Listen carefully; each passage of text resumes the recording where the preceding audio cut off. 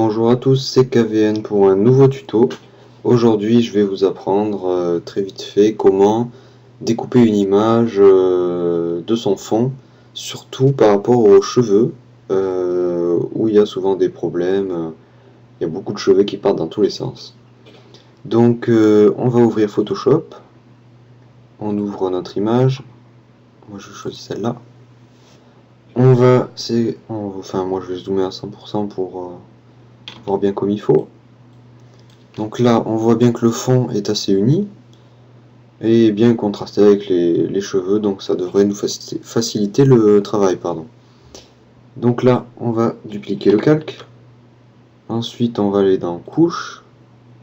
Et normalement, pour nous, ça va être la couche bleue qui va nous être le plus pratique. Donc à partir d'ici, vous sélectionnez le calque bleu et vous faites CTRL L. Donc, ah non, même pas, c'est pas ça, attendez. Il faut d'abord image, opération. Bien sûr, il faut sélectionner le calque 1, couche bleue. Voilà, comme ça. Ouais, parce que sinon, j'allais modifier le calque bleu directement. Donc là, on a créé une nouvelle couche, en fait, qui s'appelle alpha 1, et c'est celle-là qu'on va modifier. Donc, en sélectionnant cette couche, vous faites CTRL L.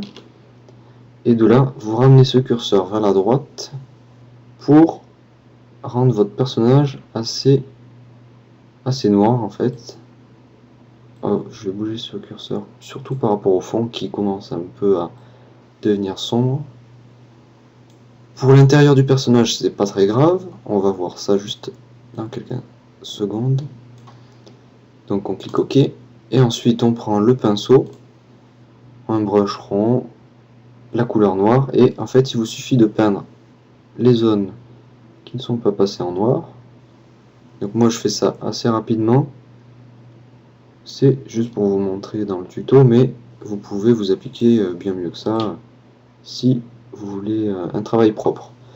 Donc ensuite, une fois que je suis là, normalement tout est bon.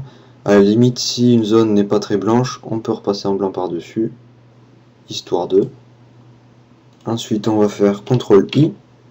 Ça va passer notre notre couche en négatif. Et d'ici, on va réafficher toutes les couches, sauf le alpha 1. Et on va sélectionner rouge, vert, bleu. On repasse sur l'onglet calque. Ici, on va aller dans sélection, récupérer une sélection. On va choisir ici la couche alpha 1 et on clique OK. Donc là, ça va sélectionner notre personnage via la couche alpha 1. Il nous suffit de faire CTRL-J, comme ceci. Et en désaffichant le fond, on voit bien que la découpe est quasiment parfaite.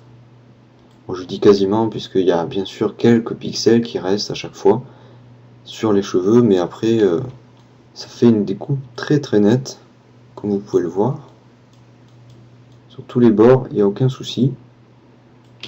Donc voilà, une méthode très rapide qui est simple à comprendre.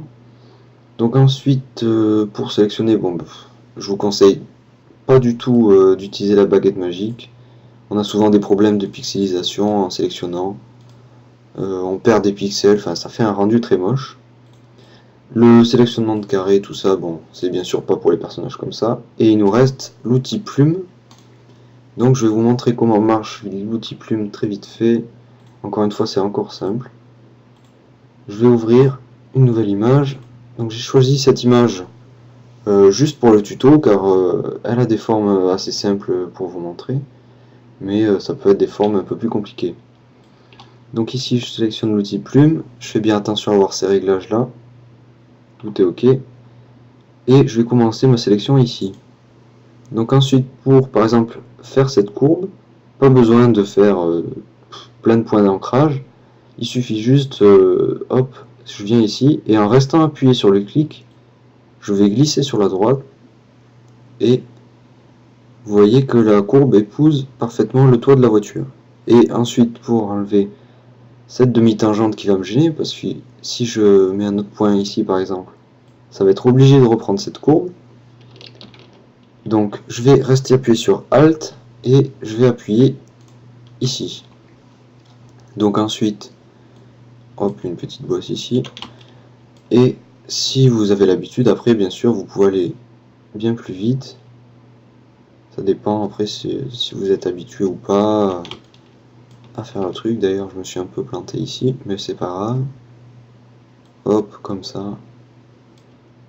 Voilà. Donc ensuite il vous suffit de fermer votre tracé. Donc moi je vais passer par là, c'est pas grave. C'est pour vous montrer. Donc une fois que le tracé est terminé, à la rigueur, si vous vous êtes trompé, par exemple ce point là, vous voulez l'amener ici, il vous suffit de rester appuyé sur CTRL, de sélectionner le tracé, et en restant appuyé sur le petit point ici, que vous voulez modifier, d'étirer, et de l'amener là où vous voulez. Comme ça, il n'y a pas besoin de refaire tout le tracé, juste en sélectionnant le point que vous voulez changer, vous pouvez très facilement modifier votre tracé. Donc ensuite, on va aller dans l'onglet tracé, on fait bien attention de sélectionner ce tracé là, on fait clic droit, définir une sélection, et le rayon, moi je vais choisir 0 pixels pour avoir un rendu bien net, et lisser. On clique OK, donc ici on a notre sélection qui s'est faite, on retourne dans l'onglet calque, et ici on fait CTRL J, et vous voyez que le toit a bien été découpé comme il faut, et c'est assez net, donc voilà. Sinon que dire de plus, c'est un outil très performant quand même, la plume. Ça permet de faire des découpes très nettes. Quand vous avez... Bon après, il faut avoir le temps, parce que si vous avez des formes complexes, bien sûr, ça va prendre beaucoup plus de temps. Mais après, avec l'habitude, vous allez voir, vous allez aller bien plus vite. Donc voilà, c'était un tuto, encore une fois, rapide et facile, pour vous apprendre un peu comment découper une image. Allez, j'espère vous revoir à bientôt.